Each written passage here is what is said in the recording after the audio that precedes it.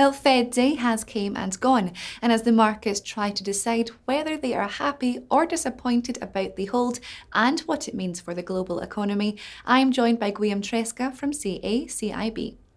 Guillaume, German bonds sunk, but Asian markets were quite mixed at the open after the Fed sidestepped the opportunity to hike.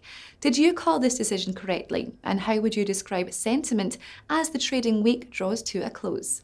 Yes, we had the right call because we didn't expect a rate hike. But honestly, I would say that today the market is maybe a little bit lost, and you can see different reactions across markets.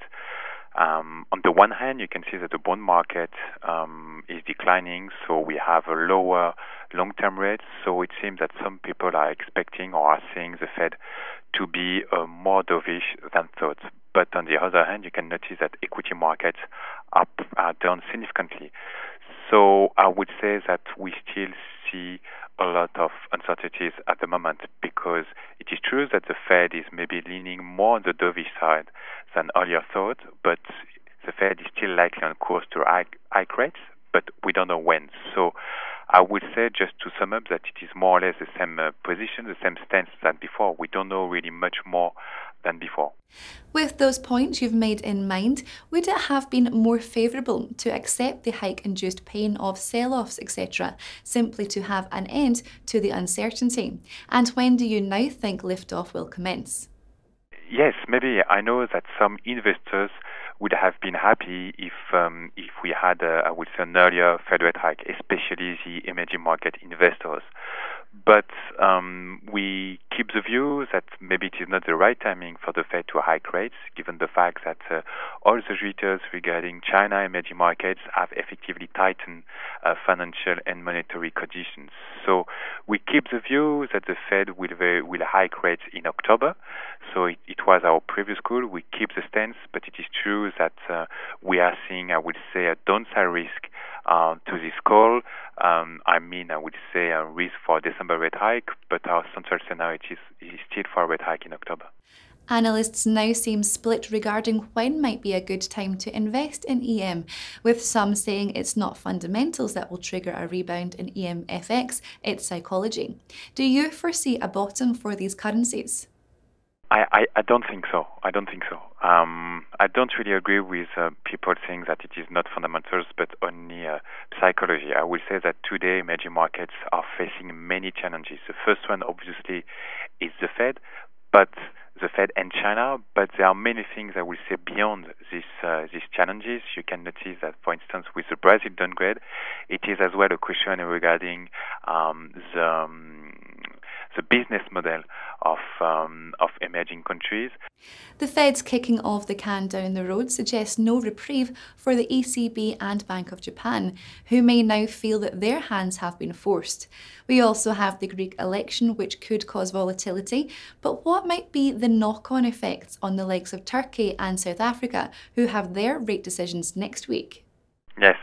Regarding the Greek elections, first, we are not really, I would say, worried by the outcome of the elections. Regarding Turkey and South Africa, it is true that next week will be very interesting. I will not say crucial, but very interesting. For instance, for South Africa, it is a country very exposed to a tightening of or normalization of the monetary policy in the United States, but it is always a country very exposed to China.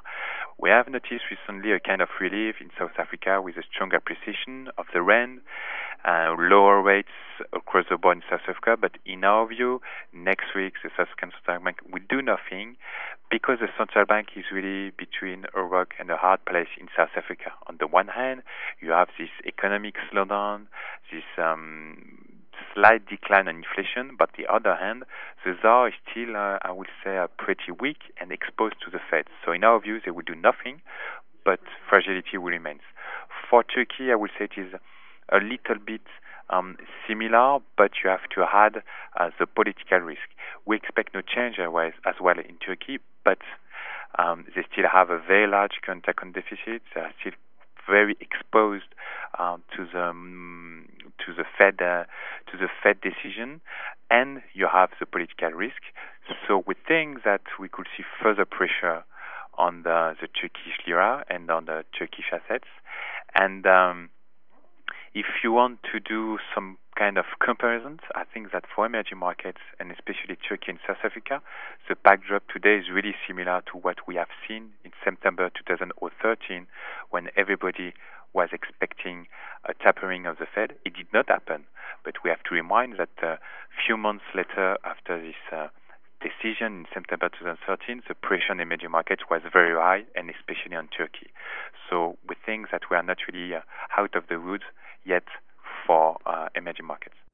Guillaume, thank you. Well, that's all from me for the moment, but the TV team has plenty more to bring you, including a look at the loonie dollar after today's Canadian data. So please keep clicking back to Dukascopy TV. Bye for now.